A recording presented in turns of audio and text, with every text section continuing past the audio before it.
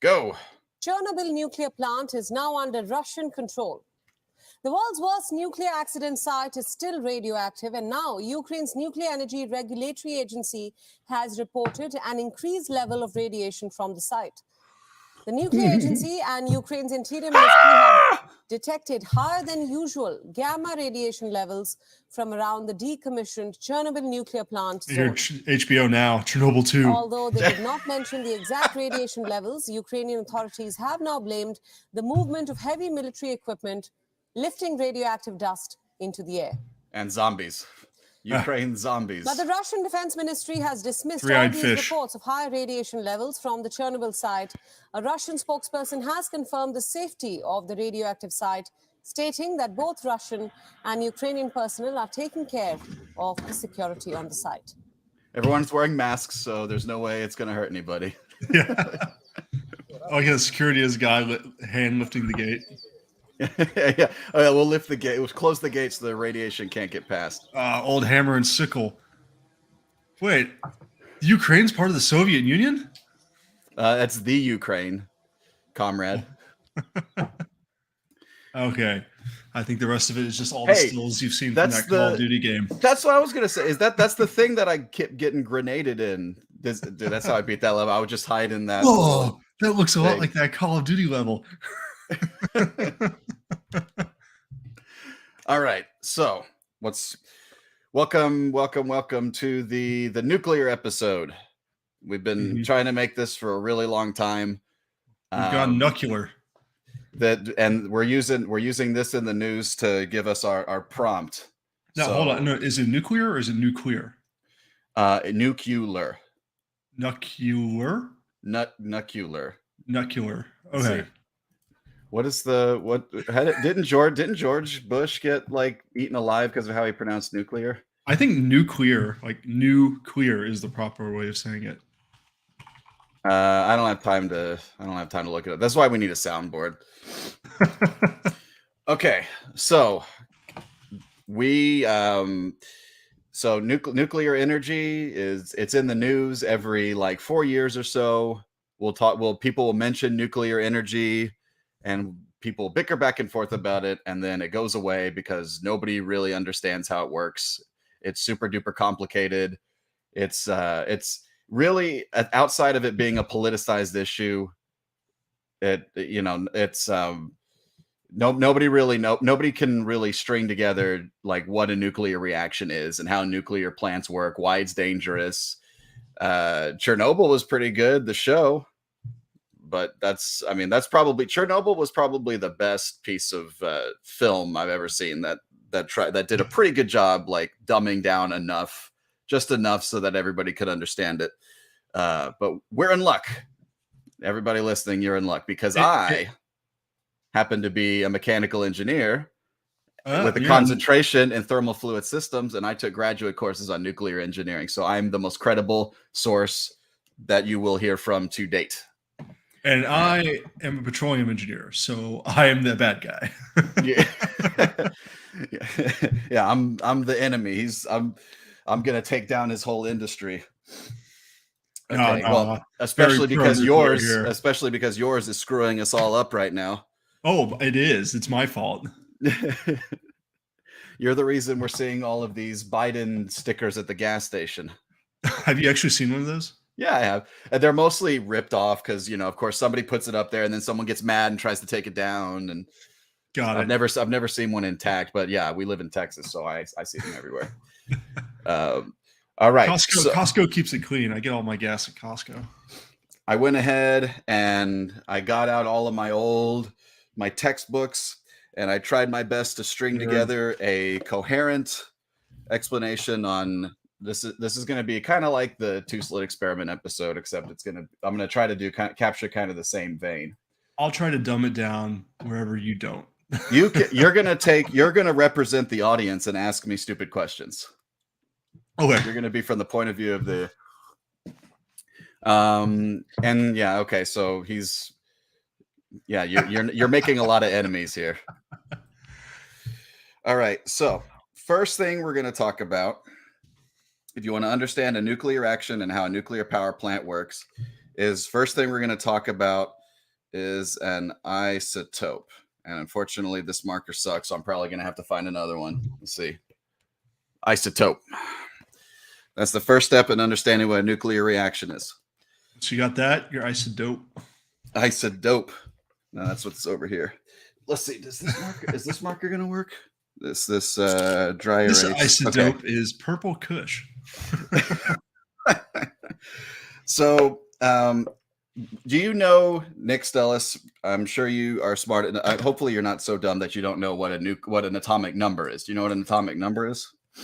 Yeah, that's the number of protons, right? That's right. So, if you imagine everybody remembering what an atom is, you've got the nucleus in the middle, and then you've got the electrons that are spinning around, spinning around, spinning around. Here's the good news. You don't actually have to understand anything about electrons when we're talking about nuclear reactions. They're irrelevant. It doesn't matter for what we're talking about, because what we're talking about is what's going on in the middle. In the middle, you've got protons, which are positive, and neutrons, which are neutral. So for this one, we've got 2 protons and 1 neutron. It's an atomic number of 2, because the atomic number, the only thing that matters are the number of protons. Okay, everybody, that's the easy part. So when you look at a periodic table of elements, it's ordered by how many protons there are. That's what the atomic number is. Now, this is what an isotope is. An isotope, it's a family of atomic particles that have the same number of protons, but a different number of neutrons. Mm-hmm. So with this one over here, you got 2 positive and 1 neutral, right? And in this one, you have 2 positive and 4 neutrons, right? It's the same atomic number. What you're saying is it doesn't matter how many neutrons there are. The protons determine what kind of molecule it is or atom. Correct. These are called isotopes. So for two protons, I think that's helium, right? Helium, right? So these would be helium isotopes. They're both He, but this one would actually be He if these isotopes actually existed. Not all isotopes exist, but this would be He -3, right? And this would be He -5. So those are isotopes. So that's all you got to know. Now, so when we're talking about nuclear physics in this context, the more particles you have, the higher your how do electrons factor into all this. You're not going to need to know anything about electrons for this talk. So that's the good news. So I'm not going to talk about electrons. That is the double slit experiment one. That's where we deal with electrons. So you go to listen to that one if you want to listen about electrons. So with this one, electrons are the pawn of the atom. Like they get bartered and traded around, but they're not that important. The protons and neutrons are king and queen. Yeah, the electrons have a long way to fight before they're relevant in this battle. They have to go through a lot of civil rights battles and stuff. So now, what is the consequence of more and more and more neutrons on a nucleus? Here's what you need to know. The more neutrons that are on an isotope, the more unstable it is. So the opposite of what they told you in that stinking Dark Knight Rises movie, which was a great movie except for the bomb and how the bomb worked. It drove me crazy because what the Russian scientist said was, when you unplug this bomb from the power source, the particles decay, making it unstable, and that means it's more likely to turn into a bomb and blow up. The opposite is actually true. So if a particle has too many neutrons, if you just add neutrons, eventually it becomes unstable and it splits. Now, the balance of protons and neutrons matters here, right? The more protons you have, the more neutrons you're going to need. The neutrons are kind of the glue for the nucleus. Well, you're talking about binding energy. So if you have 2 particles and they are floating around, not touching each other, and then suddenly they fuse together, that releases it. It takes less energy to hold them together than it does take energy to constitute the 2 particles. So we're kind of getting off in the weeds there. I'm not For this demo, all you need to know is if you imagine like a basketball. Go ahead. Oh, I think it's just relevant because you've got U-238, which is the primary fuel we'll end up talking about. Right. And then the unstable version is the ones with less neutrons, the U-235. This is a good time to segue into this really awesome chart that I'm going to share here.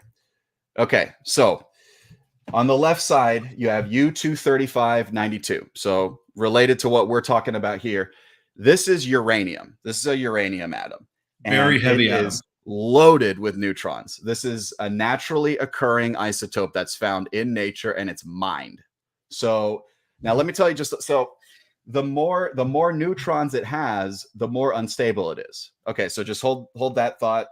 So if it's got here, so before I talk about that, I'm going to talk a little bit about a half-life, and then we're going to go back to that chart.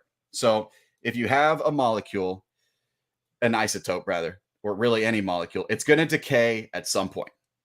Every single atom, randomly at an unpredictable time, if you observe it long enough, eventually it's going to decay into two other particles. Just the test of time. We have no idea when any particular molecule is going to decay. So I don't know if you've ever heard the theory about the heat death of the universe. Mm-hmm. It's the theory that if you turn the clock forward to infinity, eventually every particle will have decayed and spread apart, and then we'll just be in this cold, dark universe. And it's because every isotope that we observe, eventually it's going to decay. Right. So we mine all this U-235, and we don't actually measure when particles decay by time because we don't know. So if you're going to say, when is this isotope going to decay? We have no idea. So what we do instead is we use a measurement called half-life. And this is, so now all of you people who played the game, you've seen that lambda, that represents half-life in the physics world. And what that means, I thought that was part crowbar. So in what the half-life is it's the time that it takes for half of a sample of isotopes to have decayed. So what you're saying is if I have a group of isotopes here, in this amount of time, half of them will have decayed into other molecules. The half-life for uranium-235 is 703.8 million years.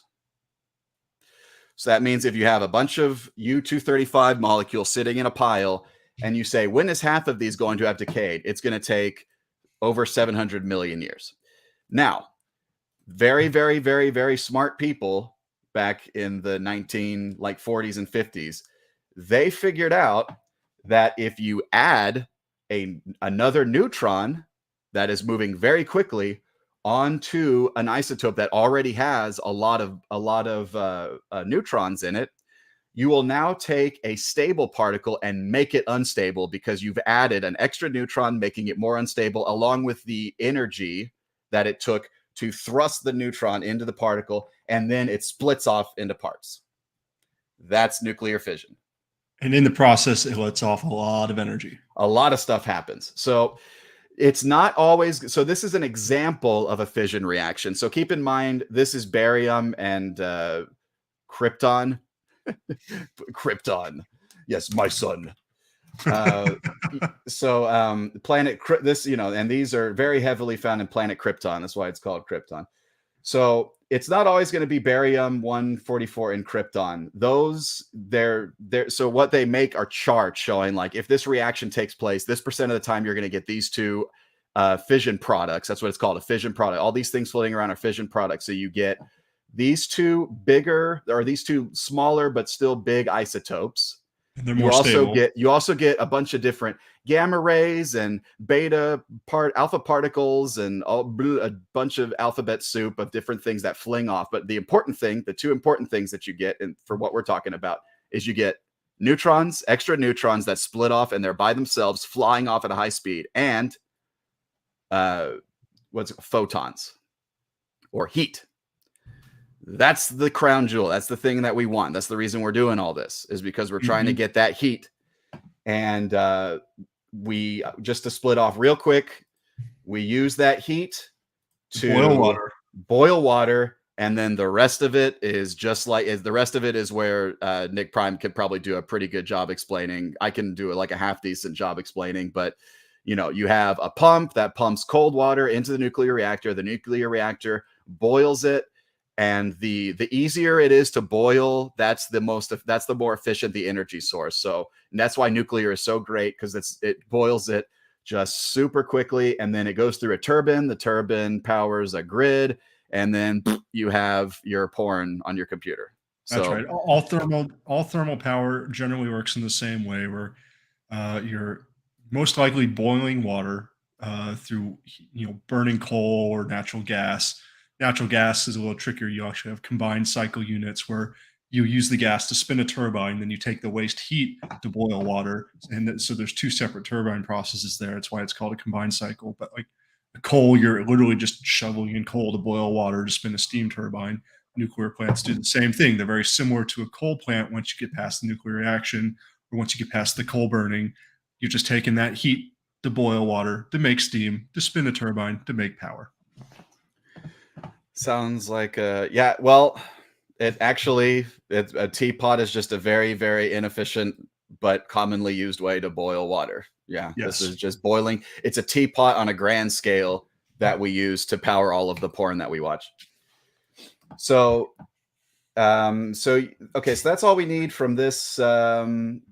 So average energy total released. So we're going to go down. This is a really awesome chart. So if you have one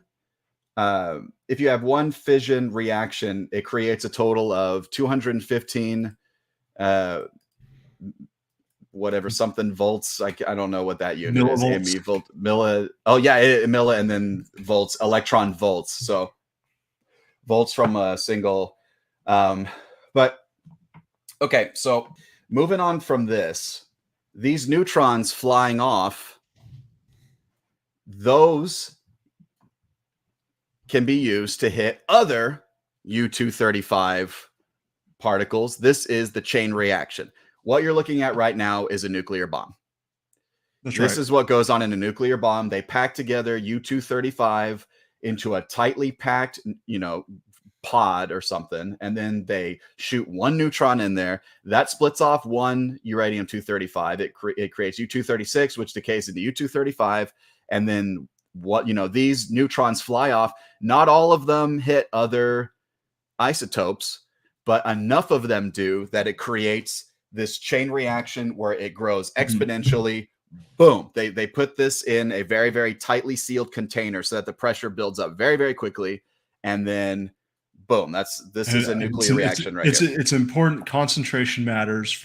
This is what we would call a supercritical reaction, where the reaction grows exponentially and absorbs all the fuel and ignites it all through the nuclear fission. And if you don't have enough concentration, those of the U-235, say you've got a lot of the more common isotope, U-238, those neutrons are going to go hit something and not cause another fissible reaction. So that's important when you talk about nuclear power, because for a nuclear bomb, you need something like 90% U-235, which is an uncommon isotope. You have to do a lot of centrifuge processing to draw that out and concentrate it. Nuclear power plants are more like 20% or 20 to 50%, depending on the reactor. You may be able to correct me on that. Mainly because you don't want a supercritical reaction to make nuclear power. You want something that's stable, just a critical reaction. You create just enough neutrons to keep the reaction going, not too many to make it explode, and not too little to where it winds down. That would be subcritical. Right. So the difference between a nuclear bomb and a nuclear reaction is really, in principle, there's only one difference. In a nuclear bomb, the chain reaction is supercritical. Boom. In a nuclear reactor, there are controls that capture two of the neutrons that fly off. Ideally, two of these neutrons are captured, just leaving one left. Mm-hmm. That hits another one. We capture two of them. So if you look at this chart, I'm going to make it just a little bit more technical here. I don't know if you can see that too well, but this is a scale. The x-axis is time. The y-axis is the rate of reaction. How many, are we blowing up more U-235 isotopes than we are capturing? Mm-hmm. So like you said, below this line, I'm getting the glare off my monitor, but so when you turn on the machine, the power goes up, up, up, up, up. The higher you go, the more more isotopes are reacting. So this line right here is when 100% of the U-235 isotopes are reacting. That is, so up here is called supercritical. Down here is called subcritical. This line right here is critical. And so a nuclear reactor, the controls are set in place to make sure that this line gets as high as they can get it to get the most out of the power, but they don't want it to go above this line. If they end up reacting more 235 isotopes than they want, if it goes out of control where they can't stop the reaction, if it gets above this line, it's considered supercritical. That's a nuclear bomb. So you can actually turn a nuclear reactor into a nuclear bomb if the controls fail. Not necessarily. Like I said, concentration of the fuel matters. So there's two types of controls. One is the fuel concentration. If you don't ever get up to a high enough concentration, you can't ever really get supercritical. You can get it hot enough to where you can't control the pressure of the reactor, and you'll get a big steam explosion. But in the other control are neutron absorbers, right? Where they actually have things like graphene rods that they drop in, Yes. and all they do is capture neutrons and make sure they don't go into another U-235 atom. Yeah, so let's go ahead and talk a little bit about how the RPDK, which is a generation 1 nuclear reaction. Let me get the right, I know I have it pulled up here. So what you're looking at right now, where is, as the R, this was a particular, we're gonna transition a little bit into RBMK reactor. These are the old school graphene reactors. Yeah, it's generation 1, and therefore it's the easiest way to explain kind of what's going on. Let me get a good picture I think here. some fun history here is when they were doing the Manhattan Project, they used a stack like this, a graphene stack. And the reason they used it wasn't because it's good for making power, but because it was good for making waste, which is what you need for nuclear bombs. And then the Russians stole the designs. They stole these designs. So that's what they used to make the reactors. We can do that. We will bury you. So this is the question he's asking. So how exactly do they control the number of molecules reacting to stay specifically within the critical range? So what I explained was on a very, very, very tiny scale. The actual fuel contains, billions and billions and billions of these molecules. So what they focus on instead is measuring the amount, they measure the amount of heat that comes out of the reaction, and they control the rate that the reaction takes place with, well, let's talk about it right here. So there's multiple things that, so the idea is to put in controls that capture the neutron instead of the U-235. So if you can get a medium that captures the extra neutrons instead of the fuel, as long as you have more getting into the controls than you do hitting the fuel, then you can keep the reaction below critical. So what you see here, you have the water that's flowing through the pipes, but inside these columns, you have two things. You have the fuel, the U-235 fuel, but you also have water and what are called control rods. And that's something that people have heard about in nuclear reaction, where the rods, they go up and down, up and down. So these rods contain different materials. The most common one, and the one used in the RBMK, the commie one, It's graphite. It's mostly graphite. Which is the stuff your pencils are made out of, right? Yes. So graphite does not react at all. So it captures it's just carbon. It's carbon. It, the neutron, it hits the carbon, absorbs it, nothing happens. So there's also, people use boron, cadmium, silver. The way I like to think about nuclear reactions is like, you've got one atom and it's starting a party, right? And it's going to say, okay, I'm going to call 2 friends, and I'm going to tell them to call 2 friends. And then they're each going to call 2 friends. And eventually they'll each all call 2 friends, and we'll have a massive party. That's kind of how the supercritical reactions explode. And then Nick goes, "Yeah, I'll call 2 friends." Yeah, the graphene rods, like, then the reaction stops. And the reaction stops because Nick doesn't have any friends. That's right. Yeah. So the moderators come in and they stop one of the two people from calling a friend. Yeah. So so in this case, let's switch over to this other picture I have where and this is and then I'm going to be able to explain exactly what happened at Chernobyl. So you have these are the control rods, and so the orange that represents the fuel, right? That's the U-235. So it's reacting, and interacting with itself. Now, this type of reactor actually had two materials in its control rods. It had the yellow portion, which actually had boron, or I'm sorry, wait a minute. Okay, so actually no, we got it backwards. The graphite actually so the boron absorbs the neutrons. The graphite, it actually just the neutrons just kind of bounce off and it goes back into the fuel. So the graphite in there is actually sped up the reaction. So the boron is what slowed down. So we got it backwards. The graphite doesn't slow down the reaction. It speeds it up because it just doesn't absorb the neutrons. It just goes right through it. But it's faster than water. So you imagine these control rods in water, right? So water absorbs neutrons pretty well. Not as well as boron, but that more with the light water reactor. Right. So imagine you have the water running through this thing, running up from the bottom, the cold water coming into the bottom, going up through the top. Water slows down the reaction, but this graphite speeds it up faster than water. So if it hits graphite, it's speeding up. This top part is boron. That absorbs it. That absorbs the neutrons. That kills the reaction. So they use the graphite to speed it up. If it's just water, they put in the graphite to speed it up. And then if they want to kill the reaction, they lower the rods even further so that the boron is in the fuel, and then that stops it. So most of the time when you hear control rods, you think of the control rods they use to regulate the rate in which the neutrons are interacting with U-235 and therefore reacting. This is how the Generation 1 nuclear reactors, and specifically the one that was in Chernobyl, this is how it was designed. So these are things that speed the reaction up. And remember, we don't want this reaction to go supercritical.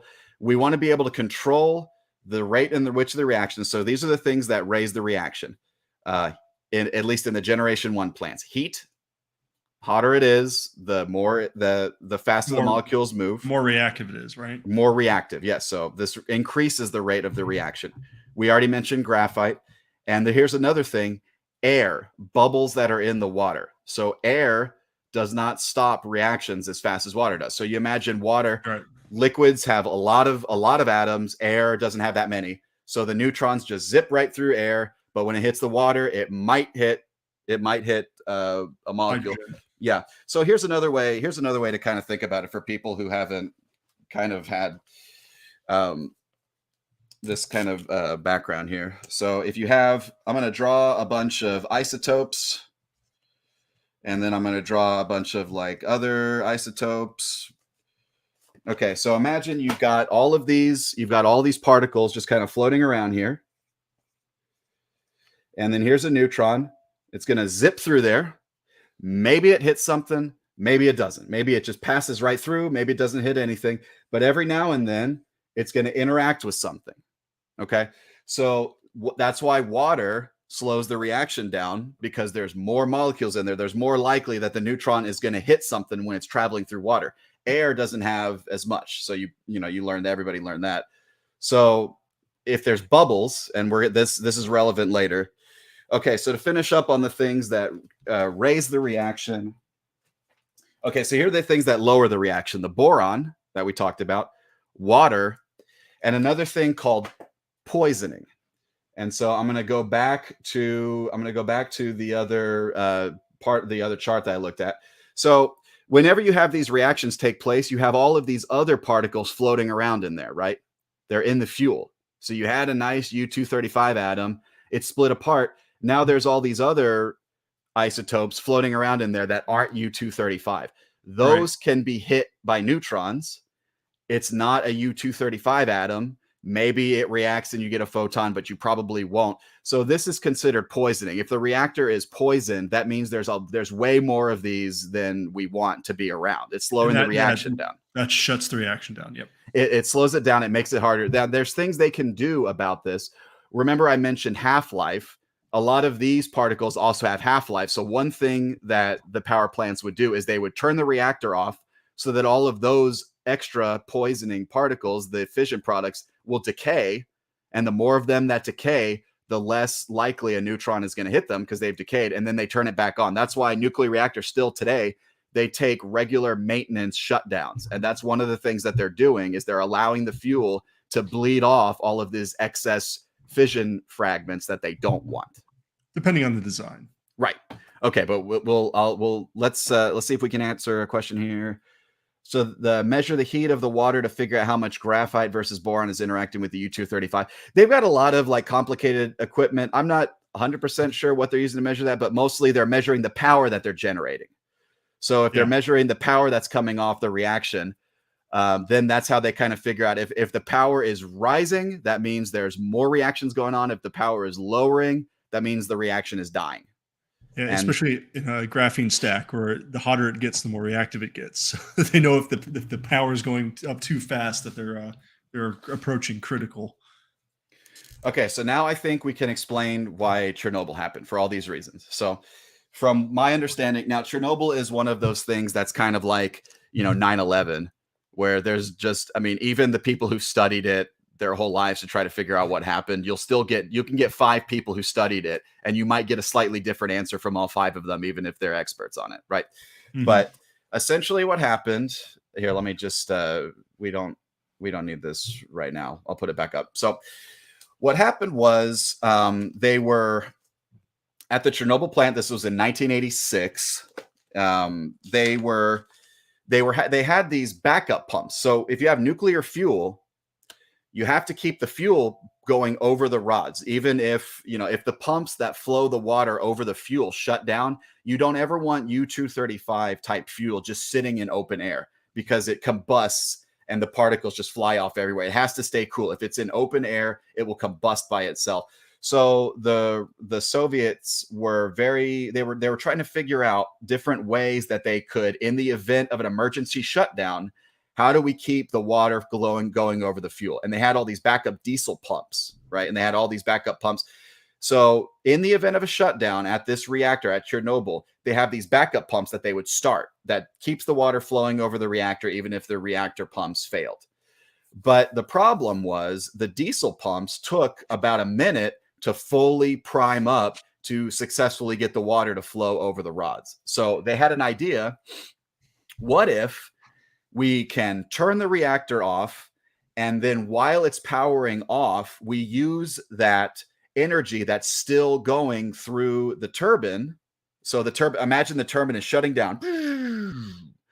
So if the reactor turns off, you still have some time where there's still movement in the turbine before it completely turns off. So there's still power in there. They wanted to use that power, the residual power in the turbine, to power the pumps, to help the pumps get up to speed in the event of a shutdown. That was the whole point of what they were trying to do that day.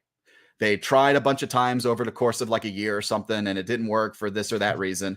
But then one day they had decided today's the day we're going to run this test. So they tried to figure out when the shutdown period was. Okay, this is the time that we're going to shut it down, and then we're going to have our engineers come in to run the test. We want it to be at this power at this time. So the first thing that happened that screwed this all up, this was the first mistake that they made. For whatever reason, some other plant in another part of the country was having trouble. So they couldn't shut down Chernobyl when they said they were supposed to shut it down. So it had to run late. So they had to delay the test.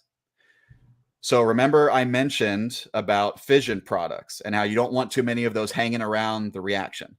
That was their first mistake. They let it run too long. And because the test ran too long, when they were ready on the day of the test, there was too many of those fission products in there. And so that's going to come back. So that was their first mistake. The next thing that happened, and then there's a lot of other things like, it was a night shift and they weren't properly briefed, and they were, but I'm going to go into like the science behind why the accident happened. We're not going to get into the different personalities of the people involved or what they may have known or didn't know. But the point is, they were supposed to have the power of this reactor at 700 megawatts. Megawatts. Yes. Yeah. But by the time it was time to do the test, they could only it was like, okay, we're starting the reactor. We have to run this thing up to 700 megawatts and then turn it off, and we're going to do the test. And they just couldn't get to 700 megawatts. And they were doing all these different things to try to increase the rate of the reaction, but they were having such a hard time because of the poisoning that was in the reactor.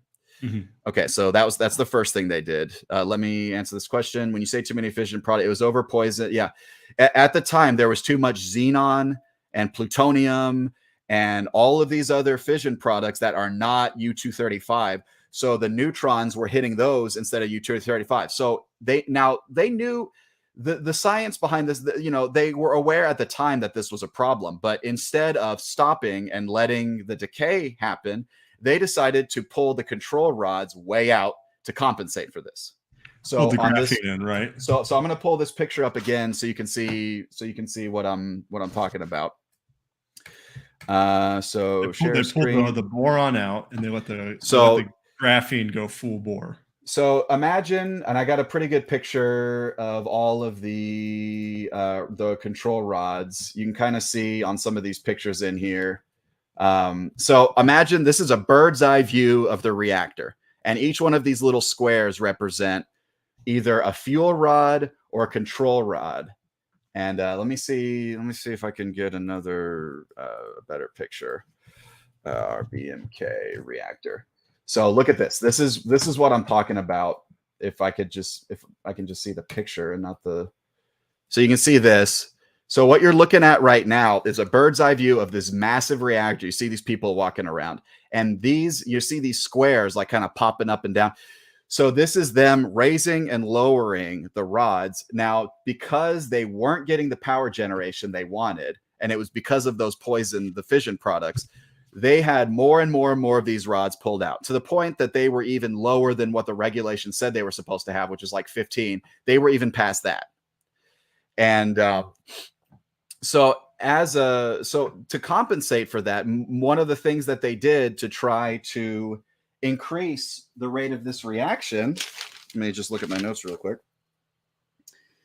So the control rods were taken all the way out to compensate. And they activated additional pumps for the test. So they wanted 700 megawatts. They could only get to 200 megawatts. And to speed the reaction up, because of the test, they had more water pumps turned on. So now I'm going to talk about what's called a kind of a void, a bubble. Because they were running the pumps really, really fast, and they had a lot of them turned on, and because the control rods were all the way out, the water was entering the chamber, and it wasn't subcooled. It was going really, really, really fast. So they had a lot of water going in there. That also lowered the reaction because, like we said, more water lowers the reaction. So you imagine you have water flowing through. It flows in, it picks up a neutron, and then it flows out. Right. So the more water you have pumping in there, the more neutrons it's carrying away from the reactions. That's another reason why they couldn't get to 700 megawatts. It's because they had too much water going through there because of the test. So they were turning on all these pumps. Right. And so then something happened. They were ready to do the test. They had these conditions. What they had was a situation where it was very, very, very unstable. They were getting low power, but all the things that they were doing were in an attempt to raise the power. So they were in a situation where the reactor was primed to raise the power. The rods were all pulled out. The water was flowing through there really, really fast. And because they were trying to, because of the test. And then once they were ready to turn the pumps on, the water slowed down, right? Because they killed the reaction, they killed the pumps, right? Because they're turning the reaction off because they Mhm. were simulating that the pump that's flowing the water fails, right? So suddenly the water is now entering the reactor. It's not moving fast enough. It's entering the reactor and it's not as cold as it's supposed to be. It's hotter, Right. right? That brings steam and bubbles. So that was the first problem. So it went in this state where the power generation was very low. And then when they started the test, things happened that raised the reaction really, really fast. So first the bubbles formed. So the reactor was spiking because Mhm. now water is entering this and the reactor spiking. All the control rods are out. And the thing that's in there is all the graphite, which is meant to speed the reaction up. So suddenly the reaction is speeding up very, very fast. So they were in a situation where the power generation was lower than it was supposed to be, but but the state of the reactor was in a state where it's supposed to raise the power. So they do one thing, which is start the test, and that suddenly spikes the power. So they have a backup for this. It's called the emergency shutdown, right? And so they see the power spiking. It's going way too fast. They have protocols in place. They push the emergency shutdown. This is where things get really interesting. And this is where the design, because what's supposed to happen is you push the emergency shutdown, all of the control rods immediately go into the reaction, kills the reaction. All the boron goes down. They've All the tested neutrons this. get absorbed. They've tested this over and over and over and over again. That's what the emergency shutdown button is for. And that's why they weren't worried about it. That's why no one was worried about it, because we've always got that magical shutdown button that's going to stop the reaction. So here's another picture I'm going to go over really quick before I show you kind of why this ultimately pushed the reaction over the edge instead of stopping it like it was supposed to. So imagine you have this big blob in here. This is what's called the displacer or the graphite, right? And you have this section. This is the water where, and so if you imagine you have fuel on either side of this thing, and so you have the neutrons flying through this thing. When they hit the emergency button, this thing lowers. So this absorber or the boron immediately enters the reaction. So imagine this state B means a set of time went by, right? So you have state A, which is time 0, and state B, which is time not 0. So in this section here on the top, this part of the reaction slowed down because you have graphite or you have boron entering the reaction, right? So this part of the reaction slows down. This part of the reaction slows down because there was graphite here and now there's water. So it slows down.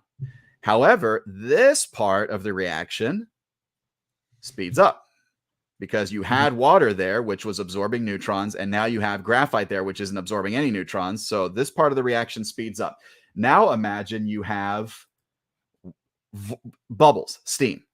Yeah. There's more bubbles at the top than there is at the bottom, right? So that means the reaction at the top is actually, if you look at this state here, this isn't what they're showing you here isn't actually, see this graph right here. First I'm going to explain, this is when it's operating normally. So you have the reaction speeding up. If you imagine if this is a plot of the rate of the reaction as you go from the top of the reactor to the bottom, it's reacting faster and faster and then slower and slower as it becomes water. So now imagine this thing is lowering. This part of the reaction slowed down as the boron is entering this section. However, because this section right here is being lowered, it's raising the reaction of this part at the bottom, right? Right. And because they had bubbles, because they had voids, the top part wasn't slowing the reaction down as fast as it should have been, and the bottom one wasn't slowing the reaction down enough.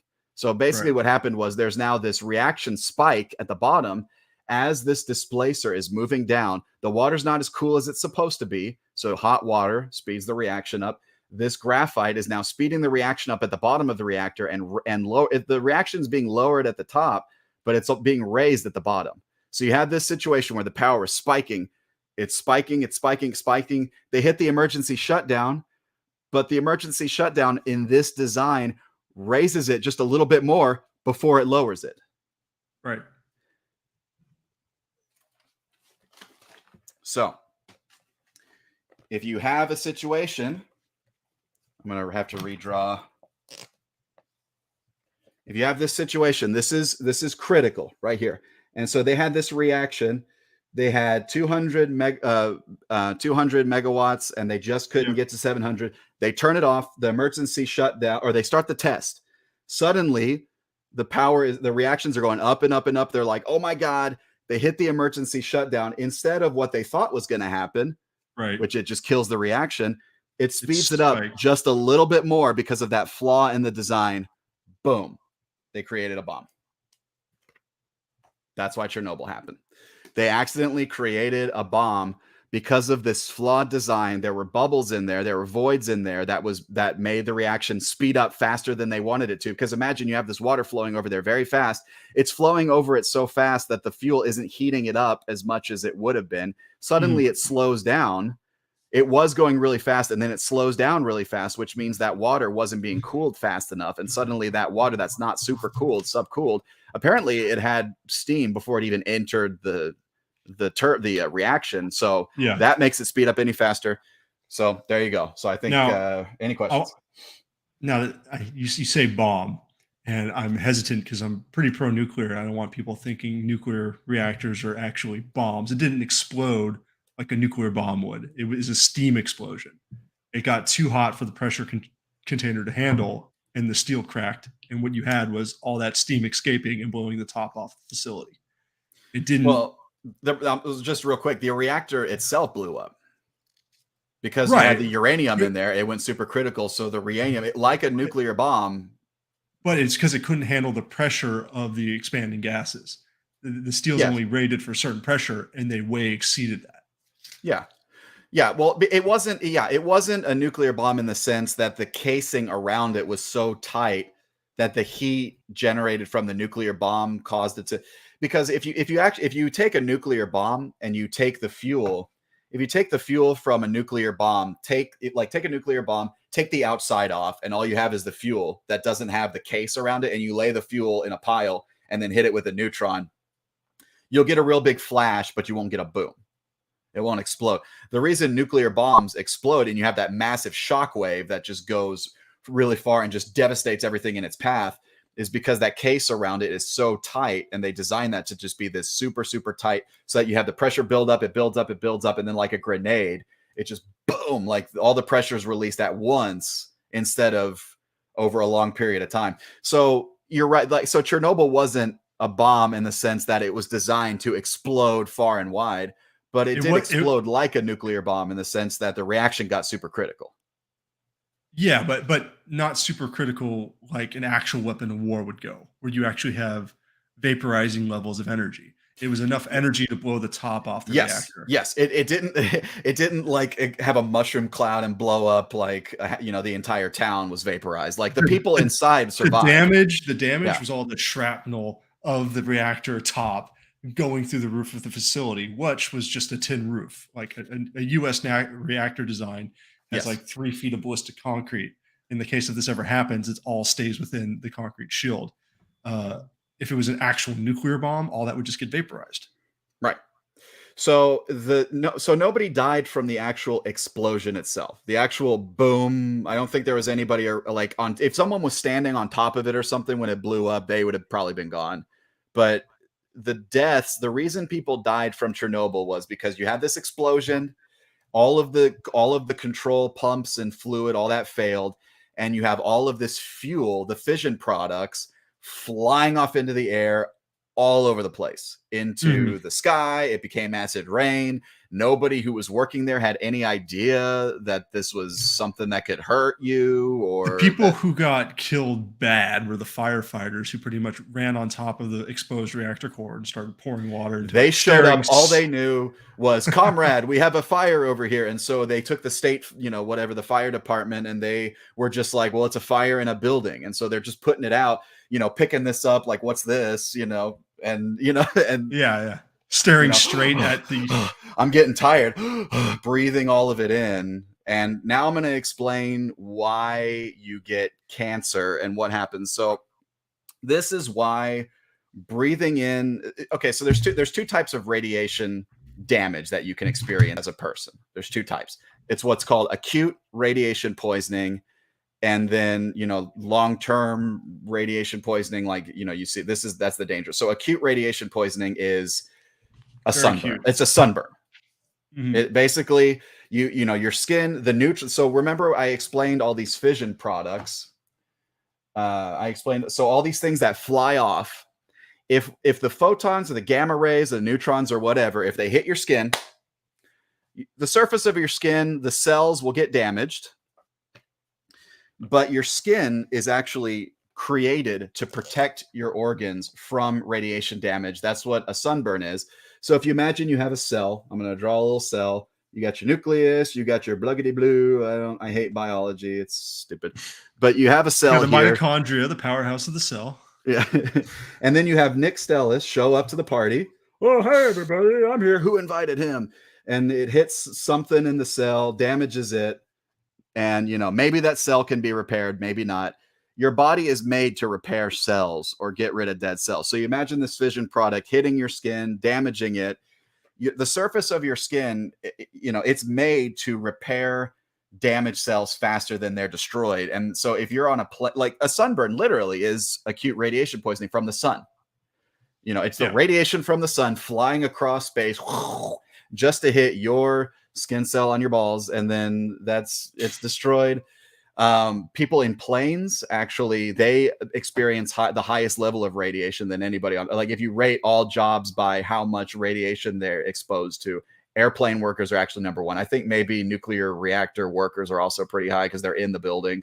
But you know, they have one of those little. Actually, no, nuclear reactors are really low because they're super paranoid and anal. At least here in the States about radiation dosing. Okay, that's fair, but they're either above airplanes or number two. I can't remember, but airplane. No, your average radiologist is probably up there with airline employees. Yeah. But the point is, you're fine on the surface. But this is not This is not the thing that we're scared about with nuclear action. The danger. This is the scary. So imagine all the scare stories you hear about people bleeding internally until they die. What happens is you breathe this. Imagine this isotope now is inside your body somewhere, floating around, and then it decays. That your guts are not built for this, not like your skin. Your guts cannot handle the repair that your skin can handle. So if you ingest a lot of these radioactive isotopes and they're decaying in your body, that's bad news bears. So that's what was happening to the firemen and all the workers and all of the gruesome stories about the people who died that day. And not to mention nuclear bombs. Like, okay, when the nuclear bomb was dropped over Hiroshima, all the stories of the people who weren't in the blast zone, they were getting sick and no one knew why. They were dropping left and right. It's about the worst way you can die that you can think of. You're breathing in all these radioactive isotopes. They're in your body now. And at first you're fine, but they all start decaying and your organs start failing. Your blood vessels start bursting. Basically, you bleed internally until you die. And it's a really bad situation. That's what those firefighters and workers at the reactor. And at first they were telling them things like, walk out there and look in there and see like what's going on. And those look straight at the core. Those guys were toast. I mean, so that's what killed people. Now, but we're not done yet. So that's what happens if you ingest enough of these isotopes that they're decaying in your body faster than you can repair. But then there's another danger. You could have just enough isotopes in your body. And remember, I talked about half-life, and these products decay at different rates. So you could actually ingest these radioactive isotopes, but the isotope that you're ingesting doesn't decay for it doesn't start decaying in a large degree for like 20 years or something. Right. And so what happens is if you're, now I'm going to bring up this scary graph, scary kind of thing that I found here. So we're done talking about this. So these maps, when Chernobyl blew up and the roof blew up and all of these radioactive isotopes were just pouring into the atmosphere, blowing all over Europe. This was what happened to Europe. So the closer you are to Chernobyl, obviously you're having a higher dose of radiation, but then the further away you get from Chernobyl, the less dose you get, right? Right. So what happens is the further away you are from Chernobyl, the different type of cancer you're going to develop. So if you're in this circle, maybe you're going to get just an increase of leukemia. maybe if you're in this circle in 30 years, you're going to start getting an increased risk of, whatever, pancreatic cancer. And so that's what this study is. So they've been studying this, because Chernobyl wasn't really all that long ago. So what now, like they're still doing this right now. They're studying the rates of different cancers that they're getting across Europe, and they're seeing if it's higher or lower than what would have happened if Chernobyl never happened. And it says right here, though the main health effect of radiation from Chernobyl accident observed to date is the dramatic increase of thyroid cancer among persons exposed at a young age. Increases in the incidence of other types of cancers, particular breast cancer, have also been reported, but not been conclusively linked to radiation from the accident. But so whenever you have these nuclear disasters, a lot of times you don't even know what's going to happen until like 30 years from now. He said when you have these nuclear disasters, there's only been one that's been exposed to the atmosphere. That's Chernobyl. The second one is the one we're going to talk about, which is Fukushima. That wasn't exposed to the atmosphere, though. Yes, it was. Dude, Fukushima was even worse than Chernobyl as far as the amount of isotopes that were blown into the atmosphere.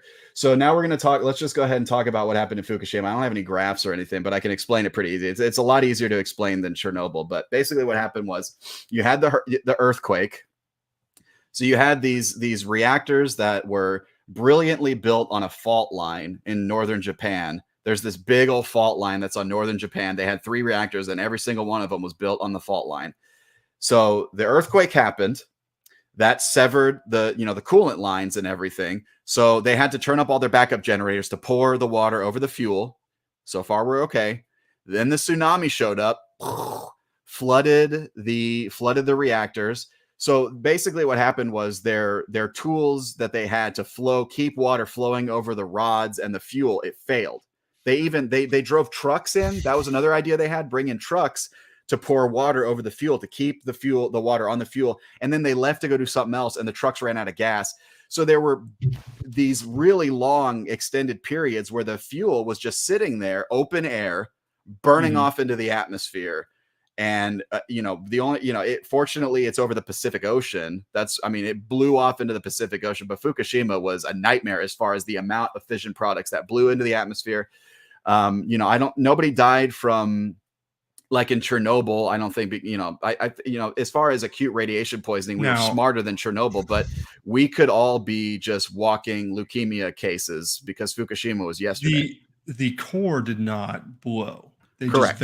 They vented gases, and yes. any radioactive gases or poison agents that they couldn't contain, right? There wasn't an explosion, but the fuel was exposed to the atmosphere, decayed into the atmosphere because the fuel is combustible in air.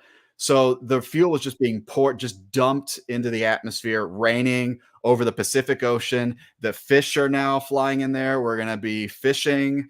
It's raining over. Eventually, that air is probably going to get over California. It might already be there. We don't know. That's the scary thing. Like, we don't know what happened to all the radiation that went in the Pacific Ocean. But the scary theories are it's currently raining on our crops. We're eating the fish that ingested it. And we've all just been eating this Fukushima radiation for years now. And there's nothing we can do about it. And we're just sitting around. To me, there's a lot of FUD around that, fear, uncertainty, and doubt. And when you have dilution of these particles, they do become harmless. They become like background radiation. You're saying if you ingest enough of them, yes, you can get sick. But like by the time any of these make it to California, they're so diluted that like how can you distinguish it from background isotopes? Well, like I said, the radioactive isotopes, they have half-lives. So they could be right. It could be they don't start to. The dose makes the poison. And ingesting, one molecule of radioactive isotope doesn't mean shit. You have to ingest enough of it. Well, listen, here's the bad news about the Fukushima disaster. You can find plenty of really, really smart people who basically take your stance that by the time it gets to our stomach, it's not a big deal. But there's also some very equally smart people that are basically like, yeah, we just we're not going to be feeling the effects of this for 30 years. And then we're going to see this massive spike in all these cancer types. And these agents you're talking about are also naturally occurring. Like they exist in the wild. Like U-235 can be found in the dirt in your backyard. But if you get enough of them where if your cells decay faster than they can be repaired, plus we know what happens to cancer. For some reason, if you have a cell that experiences radiation, that cell may fail and become a cancer cell. So if you ingest enough of these, you have cancer cells. And people don't understand, like, you're constantly being bombarded by the radiation that would come off of these isotopes. The bananas you eat, the potassium you get from a banana or an avocado, has radioactive isotopes. Yes. So, like, why would I be afraid of some odd particle that came from because you're not on the other side of the planet? Because you're not scared of one, you're scared of billions and billions and billions of the. If you ingest way more than we're used to ingesting, it's a numbers game. So yeah, you're right. If you ingest a U-235 molecule, or not 35, 36, let's say you ingest U-236 or U-238, a particle that could decay, today or 10 years from now. One's not going to do anything, but now let's say you've got billions and billions and billions in your body just sitting around, not decaying yet. It's just sitting around in your pancreas or whatever. When they start decaying as you get older, it will create the it'll create the likelihood of more cancer cells than your body can now handle. Now you've got cancer. Right, but you're making the assumption that atom would deposit there and stay there and wouldn't just get recycled. Like, now you have a lot of them. This is why you get cancer from these accidents. And I mean, what I'm saying is cancer cases. What I'm saying is, how could you distinguish it from this accident versus any other radioactive isotope that may? Because, well, you'll know basically the only way to do that is to record the cases. If you see a spike, you have to compare it to some other place that wasn't close and see if, okay, so we predict that the rate's going to be this, and if it's a lot higher, and then you go to a place that's similar, you're right. It's hard to measure, but you can kind of deduce, like this report I just showed you. Like they've proven there's an increase of thyroid cancer cases in this place, and it's because of Chernobyl. Well, I believe that because the reactor got blown into the atmosphere, and you have really potent stuff. But like just venting the poison products, like it's the same thing. It's the same thing. It's going to get diluted rather quickly. Well, that's the $1 million question. Is it going to be diluted enough by the time we eat it? I don't know the answer. But it's bad. I mean, it was just a huge disaster. The amount I'll give you that. Yeah. Basically, the amount that was released into the atmosphere is a concerning amount. Here, I'll give you that. Okay. So let's answer. I'm not worried about the tuna I eat because of Fukishima. Well, I'm not worried about it because I can't be. I just don't. I mean, what am I going to do? Kill myself? Like, I can't afford to be worried about it, so I'm not. But it does something. The same arguments for all the nuclear testing we've done. Hang on. Wait, what was your question? So, like, the thousands, hundreds and thousands of nuclear bombs we've tested. Nobody ever complains about the isotopes from that. Well, because nuclear bombs are meant to decay all of the fuel at once. Yeah. So, I mean, nuclear bombs, now that does happen because, like I said, we detonate nukes, and that's why we do it in the desert. And that's why, when we dropped the bombs over Hiroshima and Nagasaki, there were people who got, just like what happened in Chernobyl. They got hit with that first burst of radiation, but people live in Hiroshima today. Well, yeah, it's not going to affect it. Like I said, it's a crapshoot. You can ingest radioactive isotopes and just get lucky. It doesn't create a bad cancer. It's just like smoking cigarettes. Like, you can smoke cigarettes your whole life and never get cancer, but you're increasing your likelihood of getting it. So, all right, let's see what we got. Have they figured out why distance from the reactor changes the type of cancer? Yeah, because the radioactive isotopes, the specific isotope is going to fly to a different place than others. They're different weights, they're different trajectories. So yeah, they've been able to say, like, this ring is going to have this type of cancer, this ring is going to have this type of cancer. I don't know if I found I really tried looking for that chart, because I know when I was in my course we talked about that, but I just could not find. If I find it, I'll share it with everybody. But they were like, okay, if you're this far away, it's going to be like thyroid cancer. If you're this far away, it's going to be whatever type of cancer. Guess what? We're not going to talk about 3 Mile Island because it really you shouldn't even rank that. I'm so uninterested in it that I didn't even look it up.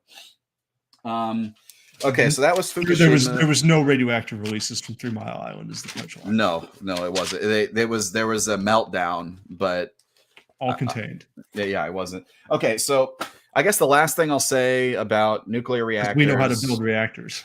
Yeah, so what we talked about was a generation 1 reactor, and I mentioned that if you heat up the reaction, it speeds the reaction up, which by itself is a real big flaw. Nowadays, reactors are designed so that if the reactor heats up, it actually lowers the reaction. Like the way generation, 3, especially, and 4, I don't know about 2, but I'm assuming 2, but there's been 4. So generation 1 nuclear reactors, most of the reactors built today are generation 1.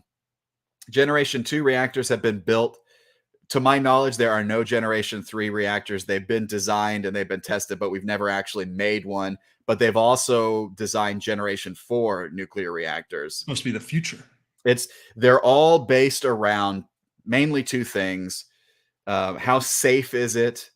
And how much nuclear waste do we produce? That's another thing I forgot to talk about, and why people are so scared about like Iran building nuclear reaction. Like that's why the US goes around saying, they're building nuclear power plants. That's no good. Because if you run a nuclear reactor at the right way, it creates, like I said, those fission products. If you run the fuel as much as you can, if you use the most of the fuel that you can, it creates plutonium, which can be used to make a nuclear bomb. So actually in the United States, we're not allowed to what's called reprocess nuclear waste. So if you have nuclear waste that's coming out of the reactor, which is nuclear fuel, there's not enough U-235 to use anymore, that's more fission product than U-235, they've actually developed ways to what's called reprocess that fuel to make it so that you can put it back in the reactor and use it some more. But we are not allowed to do that in the United States. It's illegal, because by doing so, you create nuclear weapons material.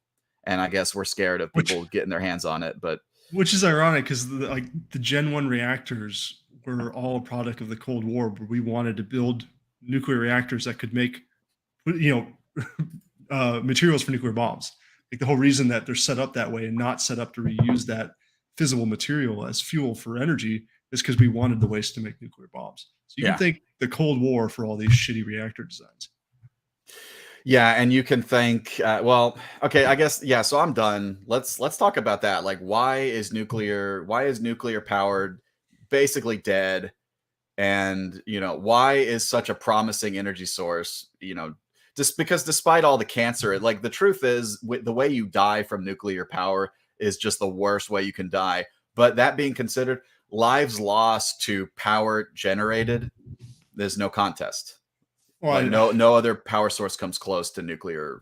I'd argue the radioactive isotopes in your typical coal that you're shoveling into a coal plant is just as bad. Like maybe. I mean, that's to my point earlier. There is so many sources of radioactive isotopes around us that it's not something you should be concerned about. There's no escaping it. Especially like if you're an airline pilot or you fly a lot, you're so high up in the atmosphere that there's so much radiation bombarding you that it's the 2 most dangerous jobs for radiation are astronauts and flight attendants. And then what I'm saying is the concern over the safety of nuclear has been way overblown, and we can make reactors that are safe to be in your backyard, to be around you. These are the Gen 3, Gen 4 designs you were talking about before.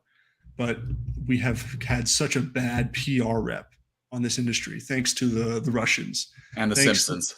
The Simpsons. Now thanks to Fukushima, that getting a new reactor built is becoming a huge problem. In fact, Germany, who has the goal to have 0 fossil fuels by, I think, 2045, is shutting down all 6 of their nuclear power plants because they're so terrified of these things. So they're something like 15% of their grid is carbon free, and now they're going back to natural gas because they just don't want the nuclear. And I'm very hesitant to bash nuclear because I think it's such an there's so much optimism for me around this source if your goal is to get rid of carbon emissions. Yeah, so let me play devil's advocate. Man, I'm gonna try to fight against nuclear power right now. So I'm gonna play the part of the hippie activist with a doctorate in, whatever, and you're gonna play the role of the evil Mr. Burns I'm gonna Excellent. poison the water. So you say that you say that the danger of nuclear reactors is just overblown. Well, Fukushima was like 10 minutes ago. And I'm saying, I was pushing back on you so hard because you were like, look at all the cancer this thing's going to cause. And I'm saying it's not going to cause that much cancer. The isotopes released from that reactor have been so diluted into the environment that you won't see anything above baseline. Okay, but I mean, we have all of these, we talk about how safe they are, but then, things like happen like Chernobyl. And so I forgot to, let's wrap up on Chernobyl and why it's still dangerous today. So what happened with Chernobyl is they accidentally basically made a sun. And now there's this U-235, there's this massive bit of fuel that's just burning. And it's going to be burning for thousands of years. There's nothing we can do. They tried pouring water on it. And, they might as well just pee on it. It's not doing shit. And so they realized, well, there's nothing we can do about this sun that created. The fuel is just going to burn out of control until the fuel burns up in thousands of years. So we're going to put this massive shield over it and just wait until, we don't know what to do. So now there's entire places on Earth we can't go anymore because, I mean, as bad as oil inside the sarcophagus of reactor number 4, right? Well, whichever one. So, I mean, nuclear. It's important to point out, like, the reactor design at Chernobyl is a horrible reactor design, and the Soviets didn't really have much regard for safety or the environment, and that's why they were okay with building such a thing. But the other 3 reactors at Chernobyl are operational to this date and have a clean safety record, and they know how to avoid the situation that created Chernobyl. And I don't know how much longer it's going to keep going, but you saw on the news the other day, the Russians were parked outside of Chernobyl with their tanks. The plant's still running, still providing power to Ukraine. Okay, so I guess so even though we've got these, we're going to get some questions here in a second, but even though we've got these grand designs like generation 3 and 4 nuclear, is it just the fact that, like, you've got dumb humans making mistakes operating these things? Like, is it even worth the risk to build these things? This is the bigger issue with nuclear is the capital costs and the payback periods. Why would you go out and invest in something that has a 20, 30 year payback period and 100, 150 year lifespan, when you could just go do a wind turbine, get paid back in a couple of years, and as a lender, all your risk is gone in a couple of years. But opposed to a nuclear power plant where it may take you half a decade to a decade to build the thing, I don't offload my risk on that thing for decades. So the problem is we don't have any good way to fund the infrastructure for such large builds of clean, stable energy like that. And all the nuclear power plants that got built in the United States back in the 60s, 70s, and 80s were all heavily government sponsored. And the reason we don't see today is because you don't have that government sponsorship. And the only countries that build out nuclear like this have strong government sponsorship. So for us being a libertarian podcast, you have to give props to countries like France, who are like, nuclear is what we do. We want to be energy independent. So we're going to roll out this, government industry program to get these things built and get us off the reliance of Russia and fossil fuels. Yeah. So is it even possible? Do you think it's even possible to make these in the United States without the government just paying for it with tax money? No. The only way to do it, this is where all the hot news is in nuclear right now, is the small modular reactors. So people are thinking, okay, we can't build these Vogel plants that cost billions and billions of dollars and take us forever to build. Like, there's just no way to do this with traditional financing when everything else is just so much more competitive. If you compared to like a natural gas plant or just a big solar farm and then building a battery, like you can make the economics work on that better, despite them being very short-lived assets compared to a nuclear power plant. This is all relative because even a solar farm will last decades, but a nuclear power plant could go for 100 years. I lost my train of thought. So yeah, a module nuclear reactor. So just the small modular nuclear reactors, you build these things in an assembly line at a factory, and instead of building gigawatts of generation, you're building maybe 100 megawatt reactor, and you construct these things out, put them on, put them on site, and you achieve economic feasibility through scale and modular. Like you have a modular design, everything's built to a standard. It just comes out because every nuclear power plant in the United States right now is all custom, and that's what makes it so hard to repeat. Because every plant you build is its own custom engineering project. There's no learned lessons. That crew that built that one isn't going to go on to build the next one. That's just it. The knowledge vanishes. Yeah, let's talk. So we were talking about the modular nuclear reactors. There's a good question. I mean, let's talk a little bit about nuclear waste, and because that's the thing. So the thing that people, and this is the real reason why people don't think of nuclear power as green, even though it kind of is, in the sense that it doesn't. You're not dumping a plume gas, because if you have a coal-fired power plant, you're dumping sulfur dioxide, nitrous oxide, mercury, all CO2, all this crap into the atmosphere. But nuclear power, you see those steam stacks, that's steam. Nuclear reactors don't have a poison cloud that go into the air. So in that sense, it's yeah. So, but as far as waste management goes, we have no waste management for all the gasoline we burn, all the coal we burn, all the natural gas we burn. We just dump it. Nuclear power, it's all right there. You can store it on site. If you took all the nuclear waste produced to date, you could store it in the size of a football field. It's very manageable. So bring in Yucca Mountain. So now we're gonna you can kind of understand the controversy behind Yucca Mountain, why it's a political hot point. Because our current method right now of storing nuclear waste, because like we said, you got the fuel, it's radioactive because there's still isotopes in there, actively decaying. You don't want to be anywhere near it. You don't want to touch it, get it in your skin. It's just a big cancer hot potato. And but just not the type that we need for a nuclear reactor, and it'll take thousands and thousands of years for this. Yeah, it will. Like we said, reprocess. Maybe we can use it later, but the point is we can't use it right now, and it'll take thousands of years for this thing to be safe again. So what do? We put it in this engineered container and test that. These containers supposedly are just so tight that you can drop it off a building or run a freight train into it and it won't leak. I mean, you have, in the movies, you see the images of the drums like leaking like crazy, these like yellow oil drums or whatever. One of them's knocked over and spilling out. Green goo comes out of it. Let's look up nuclear waste container. These things are supposed to be like I said, you drop them off a building and they won't break. You can crash a fully loaded commercial jet into them. They won't break. Yeah, like this is what you see in the video games or whatever. But anyway, so they take these and they take them to Yucca Mountain, and the reason they use a mountain is because if you're inside, it's even more safe, because a giant mountain on top of the decaying isotopes means that it'll hit something in a rock before it escapes. But also people aren't wandering around. There's nobody in there.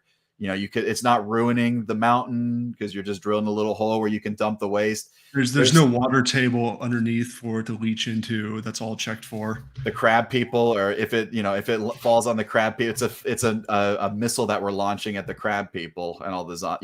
It might be creating zombies. But they take it on this elevator. They drop it all the way down. Now,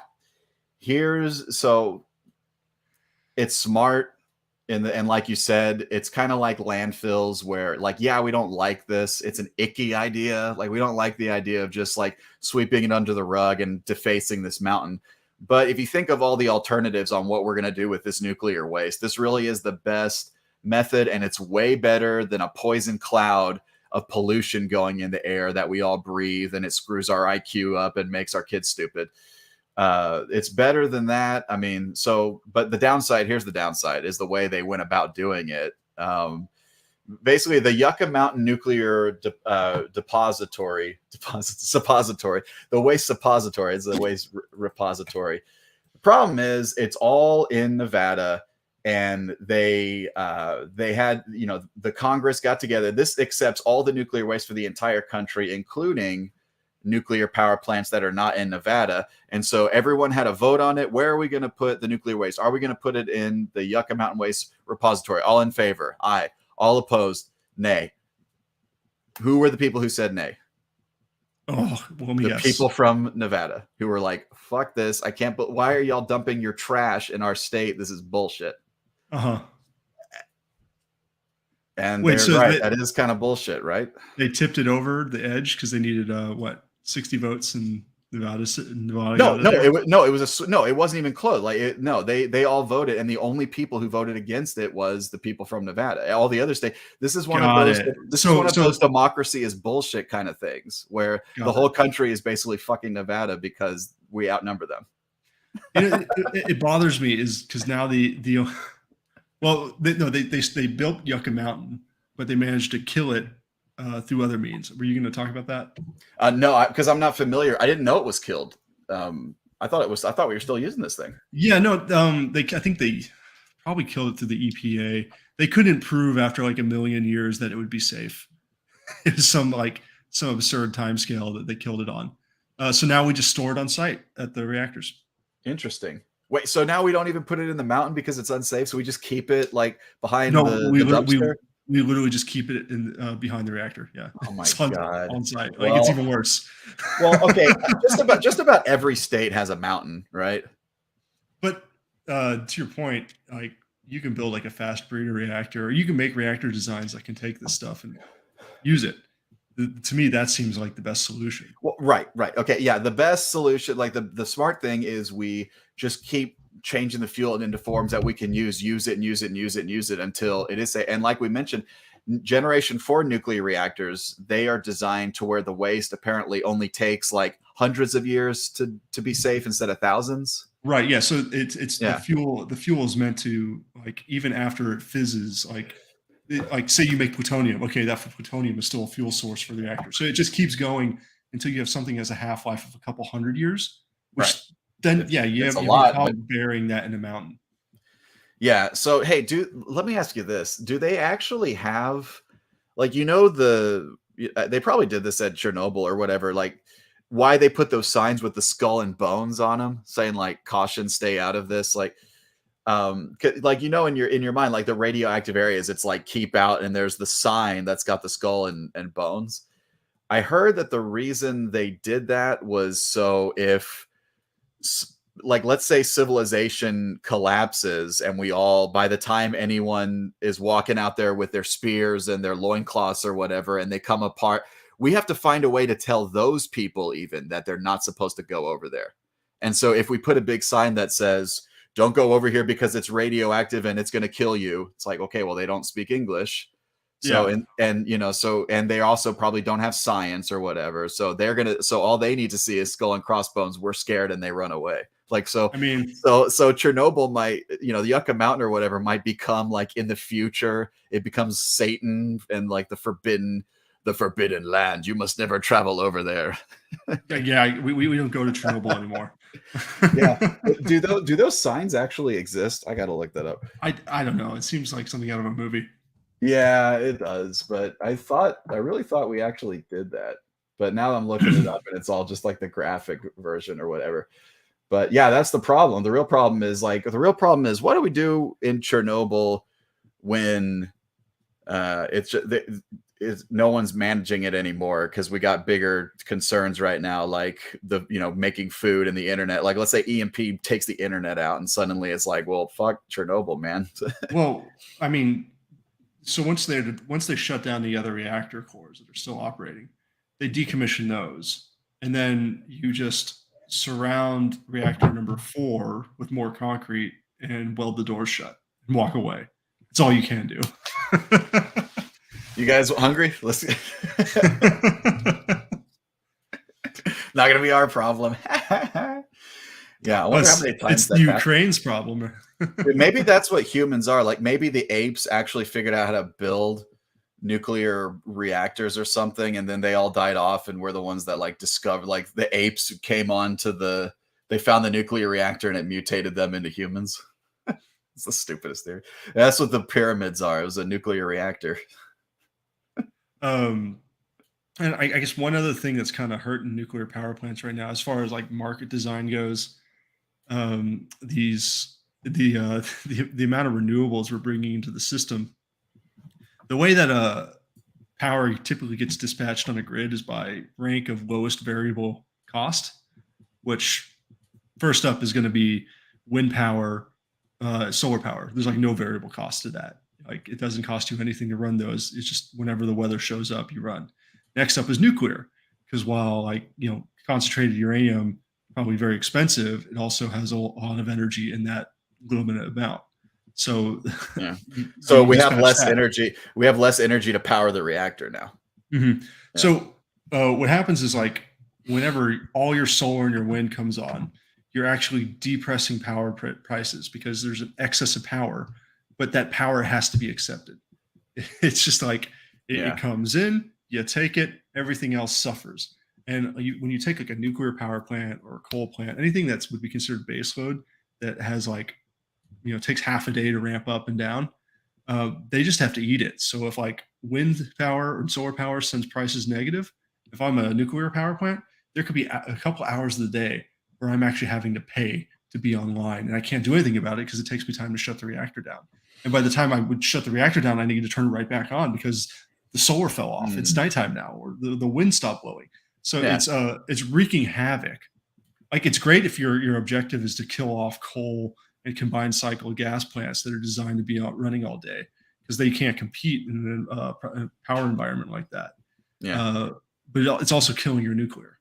So these existing plants that we managed to get built, a lot of them are like they need subsidies as well to stay alive. And what's messed up is the production tax credits that we give to wind plants, we don't give to nuclear, despite being zero carbon emission. Yeah. So in short, the reason nuclear power, the future is in doubt, and we don't know, we don't know if or when nuclear energy will take off, because it's got such a high investment cost, and the return is just so in the future that it's hard to get people to want to take that amount of risk for a gain that's so far in the future. And it's essentially completely in the hands of the government because of that. And we all know how well the government does anything. So especially the United States government that's managing all of this. Just so basically the only people who can possibly make these reactors are the least competent people on Earth. That's right. And there's not enough public desire to have nuclear energy to kind of push it along. Like at this point, we could make nuclear reactors if enough of the people want it bad enough, long enough, they'll happen. But that's just not the case, because the way people die from it is super duper duper scary, and you can easily kill anybody's desire for nuclear power by just showing a couple pictures of somebody dying from radiation. Or you give your whole spiel you give about Fukishima giving us all cancer. That'll do it too. Yeah, it's scary, man. It's scary, but the truth of the matter is, as far as an energy produced per casualty, it will last indefinitely because of the sheer amount of uranium that's in Earth. So it's considered renewable in the sense that there's so much uranium that the thought of us actually using all of it is so crazy. Uranium isn't the only thing you can use for fission. It's just what was best to make nuclear bombs. Right. So that's why you can blame the Cold War for the current reactor designs. Well, so right now the U.S. is about 20% nuclear power, and what makes me pessimistic is all our energy policies are going to push that to shrink, and there's no new nuclear in the pipeline to back it up, which is unfortunate. But the new nuclear that was built all had the heavy hand of the government to get it done. So I'm optimistic in the sense to where when we do finally find a solution, let's say they get small modular reactors to work assembly line style, and they crank those out, then you have a competitive free market solution that you just need the government to get out of the way of. And we have a perfect springboard to investigate the next nuclear source, which is going to be a fusion reactor, not a fission reactor, a fusion reactor. They haven't been able to figure out how to make the energy produced exceed the energy required to produce a fusion reaction. So we're real far from fusion reactions actually being a viable energy source. But like anything, the free market, if it can just lower the cost enough, we'll make it work, man. So maybe we only really need to have nuclear reactors, like fission reactors, just long enough till we can figure out fusion reactors. And then guess what, baby? We got enough hydrogen and helium. Are we ever going to run out of hydrogen?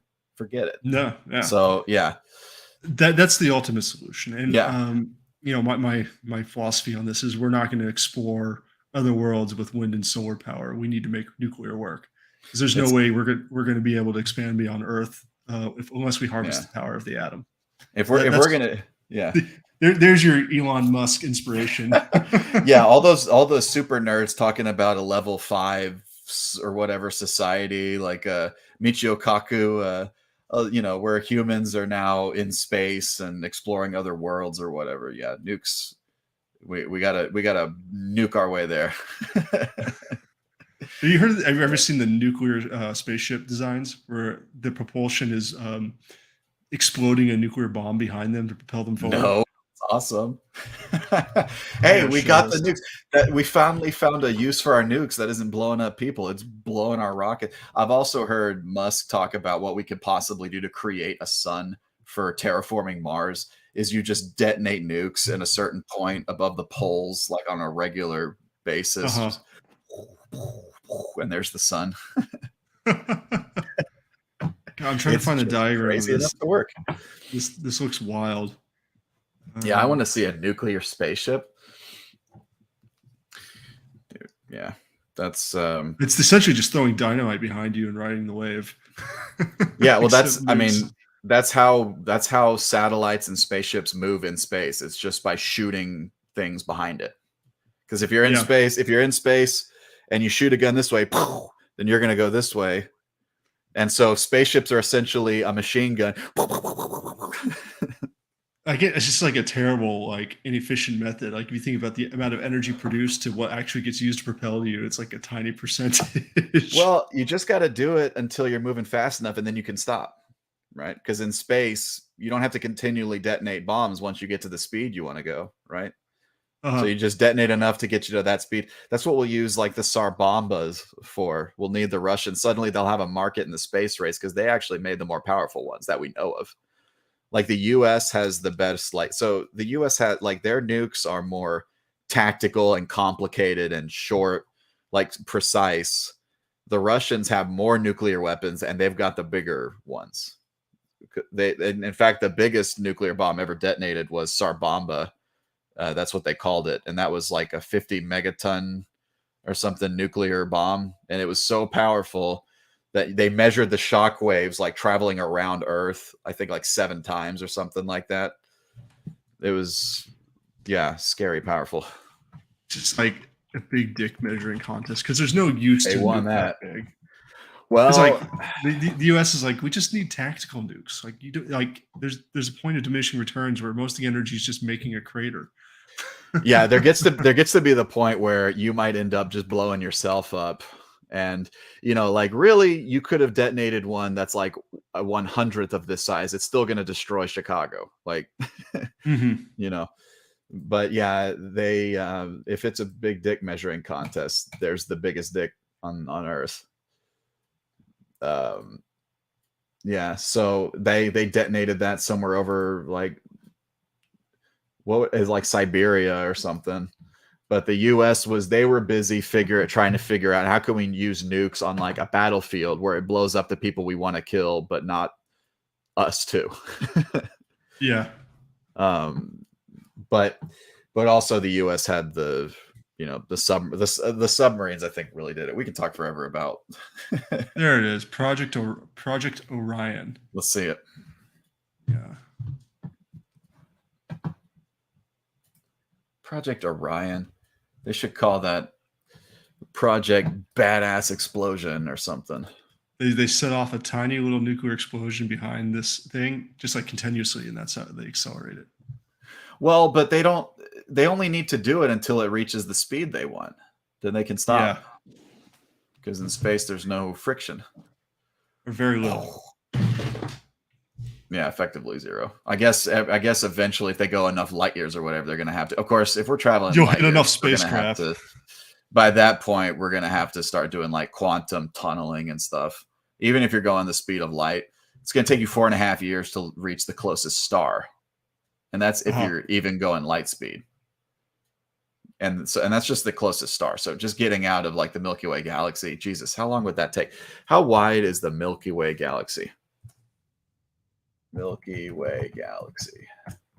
Almost Milky as wide Way as your galaxy. mom. The Milky Way galaxy is 105 over 105,000 light years.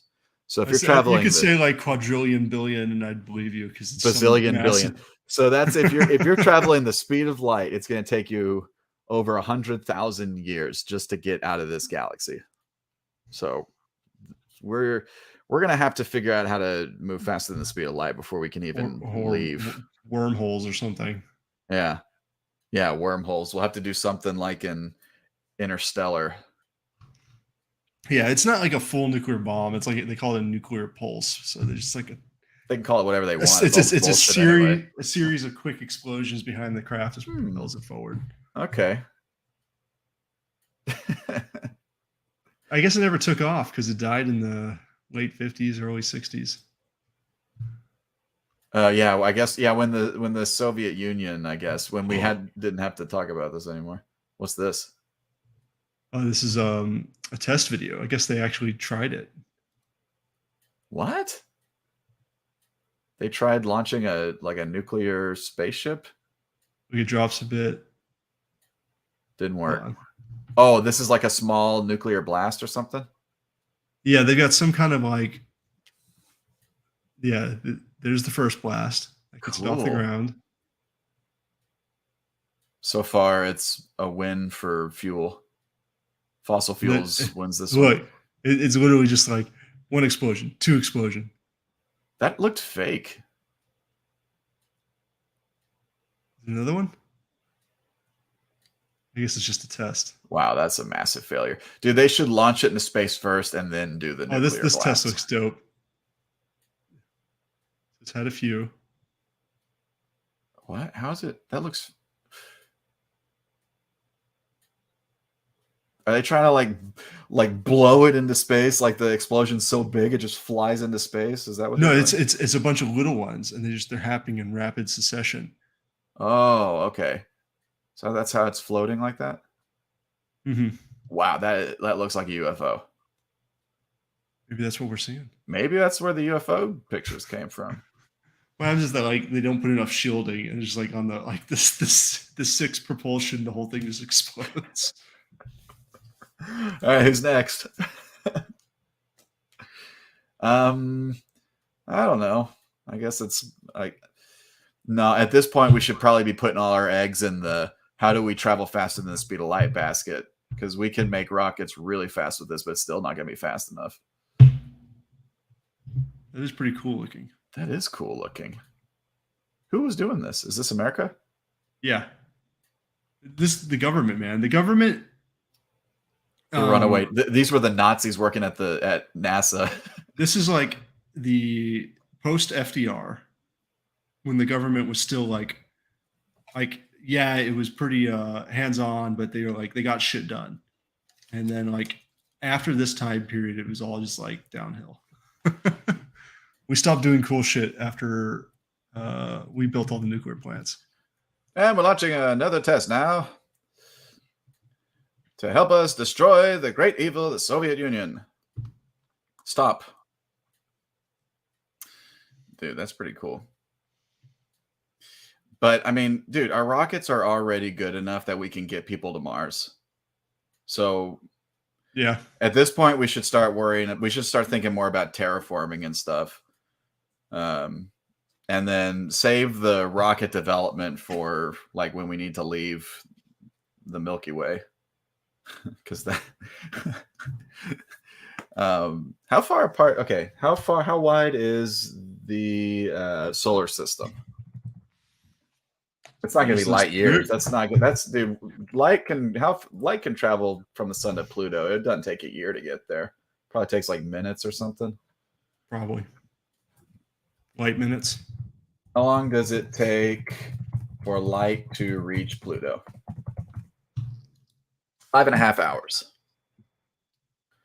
Well, here's the bad news. Actually, I think if the sun disappeared, I don't think we would know for about 8 minutes. Something like that. Yeah. Yeah, and okay, so the habitable planets like Mars, and then was it Io or whatever? There's some moons on Jupiter that look like they're pretty promising. I think Io had, or no, Europa, because that one's got, they think, water on it. Europa. But that's it, right? Yeah, Europa. Sounds like a bad Uranus HBO series. Dude, okay, so what should we talk about now? I'm in. I mean, we're an hour 40 in. I'm kind of spent. Okay, well, I guess we can stop here. I wanted to watch the slap video. If we don't talk about it now, we won't talk about it. Yeah, we got time for Will Smith smacking Chris Rock. Okay, let's. I got that queued up. And at first it was hard to find footage of it, but now it's like the unedited version. But now it's pretty easy. All right. Oh yeah. At first it was like the Japanese version was all you could find. Yeah, and that's why because some people. Okay, so first of all, before we start this, some people say it's fake. Are you with? Do you? No, think it's fake? I think it's absolutely real. Yeah, dude, that's not fake.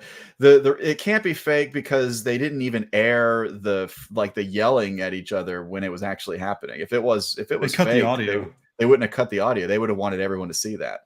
Yeah, because it would have been pre-canned. Yeah, and he would have been Mike. Just anyway. You know who's got the hardest job tonight? Javier Bardem and his wife are both nominated. Now, if she loses, he can't win. And so first the bitch He is is praying that Will Smith wins. What am I gonna do? Hit him? Lord. What movie is this? Take a joke, I honey. love you. I don't G.I. fucking know. Jane 2, can't wait to see it. All right? He's laughing. Okay, so that was the first significant moment right there. He's laughing. She's not. He's laughing. But you got to keep in mind though, he's kind of like primed to laugh. It might have been one of those like uncomfortable, like oh boy, kind of laughs. Like. Well, what you're supposed to do is laugh and then move on. Yeah, maybe the laugh. Maybe you think he obviously must have looked over at her like, oh, how did she take this? But she's probably kicking him right now. This is the reason Chris Rock got slapped was because of this face right here. Okay. Didn't find it funny. That was a nice one. Okay. I'm out here. Richard. Oh, wow. Wow. Not that strong of a slap, though. Come on. I thought from Hancock, I Am Legend. You think that you'd be able to at least smack him on the floor? Yeah, and it's not going to leave a mark either. Not like it would have for us. So that's another thing he's got going for him. Well, it's not going to leave a mark. Will Smith just smacked the shit out of me. I love that after the slap is better than before because he's so uncomfortable. Keep my wife's name out your fucking mouth. Wow, dude. Yes. It was a G.I. Jane joke. Keep Chris. my wife's name out your fucking mouth. I'm going to, okay? What a bitch. That's the word.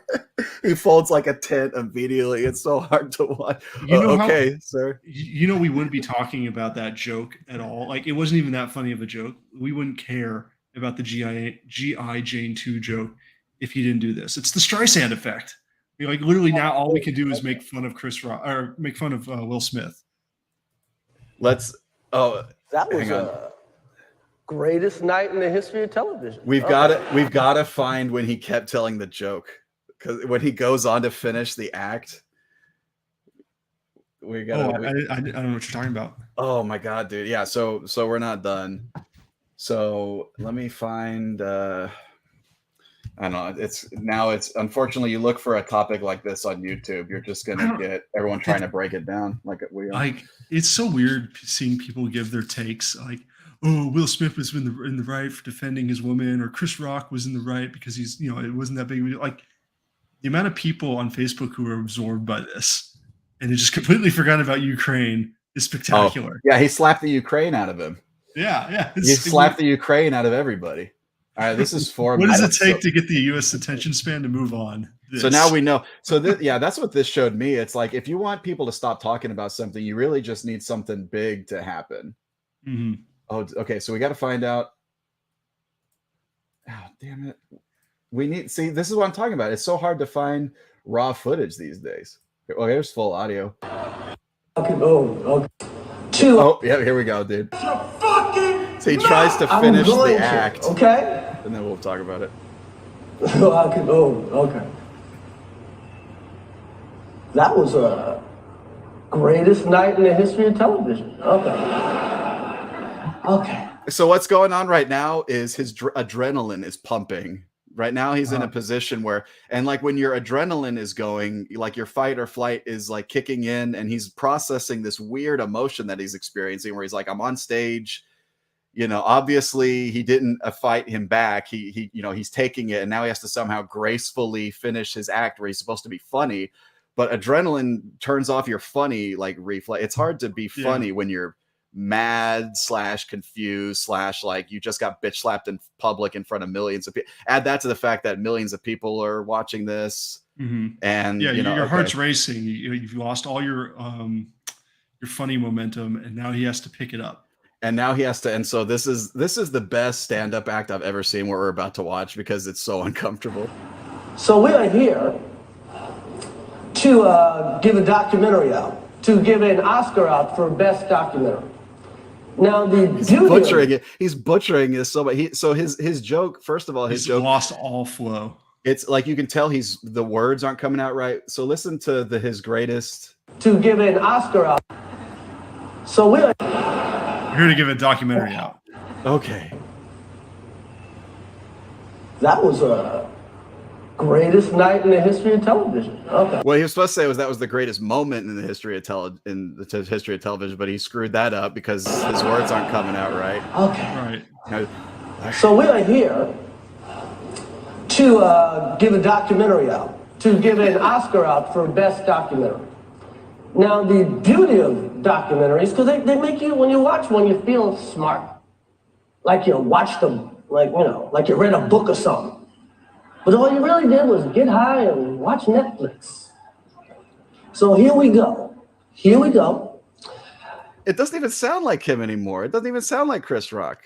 No, he's lost all momentum. That sounds like, a joke. Yeah, he doesn't sound like him. And honestly, it's a funny joke.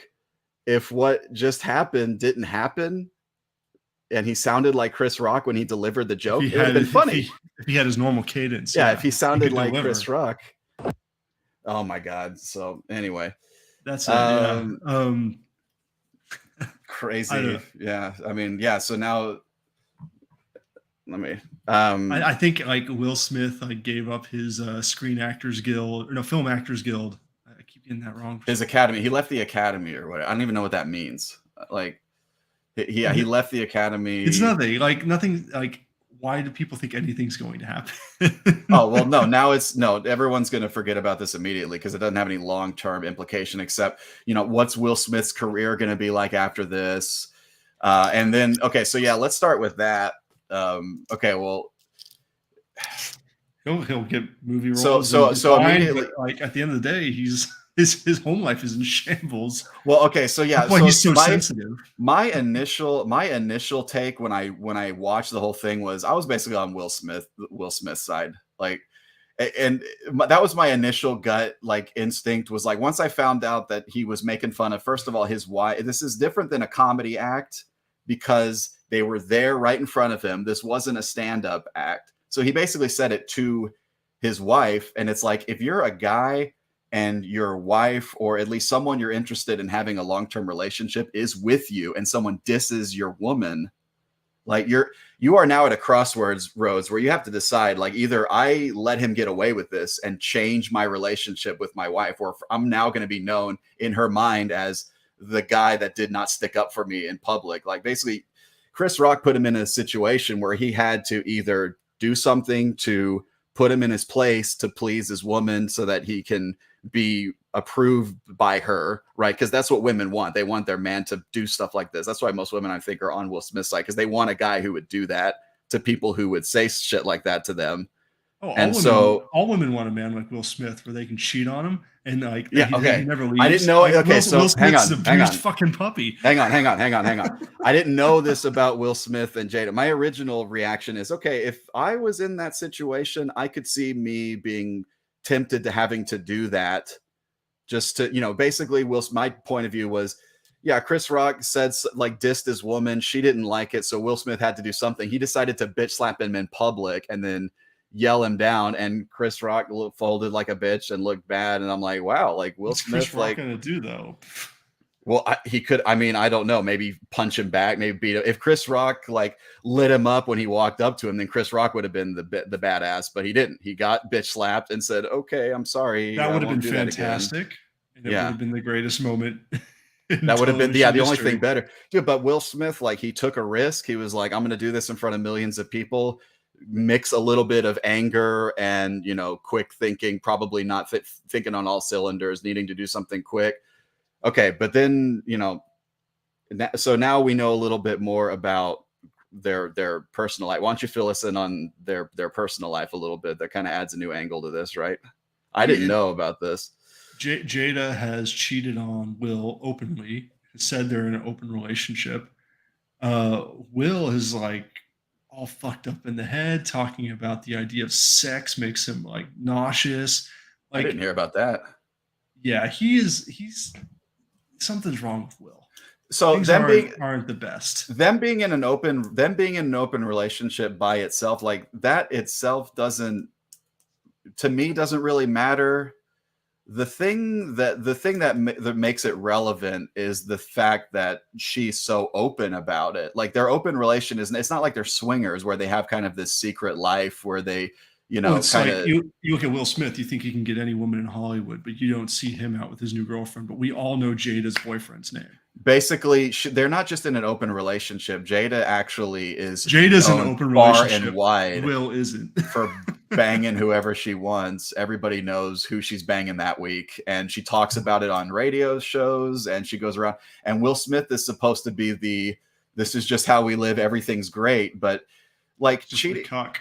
Okay, so yeah, guys like cheating on their wife and sleeping around and just basically like being a whore, like a man whore. You can still get fist bumps from your buddies and high five. Basically, that's what you're supposed to do.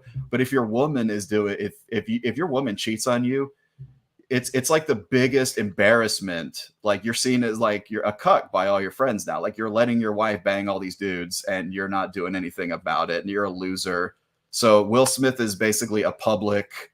That's the way people see him. So the way that kind of isn't, so it kind of changes the way you see this a little bit, because now the question is Jada a woman that's actually worth doing that for? That's why I kind of came to the conclusion. The problem, okay, at first I was on Will Smith's side. A lot of people are on Chris Rock's side. We'll get to that, like, because now, there's the precedence that this sets where it's like now everybody is at a comedy show who wants to be the next Will Smith and, walk up and punch the comedian because he insults some group that they don't like. That's why people are taken on the Chris Rock side. The real enemy, it seems here to me, is actually Jada. If she, number one, if she had just laughed at the joke, this wouldn't have happened. Mm-hmm. And, it could, and, if she was a person that was worth actually standing up for, like, maybe that's the theory, is that Will Smith is actually just this bundle of nerves and pent up anger and rage over the fact that he's made his wife's making a fool out of him in public, and he's a little bit too sensitive about it. And I think that's it. That's what people say. Yeah. But is that like armchair psychology? Like, are people reading his mind a little bit? I don't know how relevant this is. Everything we're saying is bullshit. Yeah. But it's fun. I don't mean that as a joke. The thing that makes this interesting to me is just kind of the moral quandary you're in, because it's like, I don't want comedians to get assaulted for telling jokes, but I understand why he did it. Well, I mean, Chris Rock's in every right to press charges on him. He's not going to. No, because that would make him an even bigger bitch than he looked on TV. He took a pretty strong slap and like kept going. I mean, he stumbled for a bit. It could have been worse. I mean, he could have cried and run off stage or something. Like it could have been worse, but he definitely like basically if that same scenario happened, like if Will Smith was walking out of a bar with Jada and Chris Rock was some guy with like a group of guys hanging outside the bar and the same exchange, same words were exchanged, and Will Smith walked up, slapped him in the face and said exactly the same thing, but it wasn't at the Academy Awards, people would look at that and be like, he basically handled that perfectly. Like he didn't beat the shit out of him because that would have been too far. If Chris Rock had insulted Will Smith himself, that would have been too far for Will Smith to do anything about it. Like if someone insults you and you walk up and slap him or punch him in the face, now you're the one that's kind of thin-skinned and you need to kind of like get over it. It's almost like this is the one exception to the rule where, because what we don't want is people getting attacked for jokes. We don't like that. We want ultimate free speech. Absolute. People can say what they want. It seems like the only exception to this is if someone disses your wife in public and it's a sensitive topic, and then add that to maybe she has a disease and they're making fun of her disease. Like if someone makes fun of your wife's disease in public and she's not happy about it and you don't do anything about it, you're kind of a shitty husband. Mm-hmm. See? So Will Smith could have made this worse if he'd beaten the shit out of him. If he'd beaten the shit out of him, that'd have been too far, right? If they were both reasonable, though, they would know the best thing to do is just don't react, and everyone forgets about it. She won't. I guarantee you don't stick up for your wife, and she will never forget that, and she will know that she's going to bang you just a little less hard because of that for the rest of your life. Yeah, so, but like going back to Jada being a bad guy. Right. See, that's why their personal life normally, like my initial reaction was like, well, it's their personal life. That doesn't matter. But maybe it does. I don't know. If we're gonna analyze what's his name from that movie? Was it Book of Eli or no, I Am Legend? Hold on, let me share a video that like just annoys me. Okay. So you're going off what you're saying, you got to stand up for your wife, but this is her mentality I'm about to share. You got it? Not ready. Yeah. Well, you share the audio. You got to remember to do that. Stupid StreamYard every time. All right. One more time. All right. Share audio. Click that little tiny box. Yeah, the real villain here, I feel like the real villain was Jada. She could have alleviated Will from having to do this if she had just had thicker skin and laughed about it. Then he wouldn't have had to do this. But instead, she shaved her head. I mean, she basically decided to shave her head. So it's not like it's a secret. He wasn't making fun of like a secret. It's not like she had a disease and didn't tell anyone about it because she's embarrassed. And then Chris Rock found out and then told the world. It's like, well, it's obvious she's bald. Like, that's okay. Mm-hmm. You know. So yeah, Jada, I think, is the real villain. So basically, yeah, I told my wife immediately after this happened, do not ever piss off a comedian, please. All right. I'm sure. Please don't piss off a comedian. Please don't make me have to punch somebody. I don't give two craps what people feel about this bald head of mine. So that was a fuck. Well, maybe she cares just a You don't smidge. give two craps, but you pressured your husband to go smack the shit out of Chris Rock. Like, you're full of shit, lady. Well, I think she probably would have been like, I don't.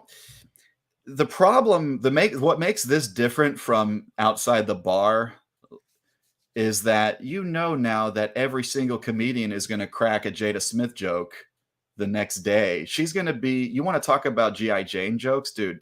This is just started now. Like if Chris Rock had been slapped outside the bar for dissing Jada, then you're right. She'd probably be proud that she has a husband who would do that. But now it's like, okay, well, thanks a lot, Will. You want to talk about joking about my bald head? Like now I'm the joke of the entire world. And now everyone's airing our sex life out in public. Although that's her fault. That sounds like that's her fault. I'm trying to find that Ryan Long video of them making fun of Will Smith. Yeah, you know what I'm talking about? Yes, I do. Yeah, if we got nothing else, it's been 2 hours. Let's go ahead and get off here. We can watch it. You got anything else? Just the ball jokes video. Yeah, well, we can watch that on here, I guess. I mean, is it short? That's like a whole clip, right? We'll close it out on that. Yeah. Okay. All right. Well, Then thanks. Hey, what should our closeout line be? I don't know, man. we gotta say the same thing every time. Like see you jackasses later. Something like that. Maybe we should poll people. Maybe we should talk about that after the show. All right. That'd be cool to air it on the show. All right. See you guys later.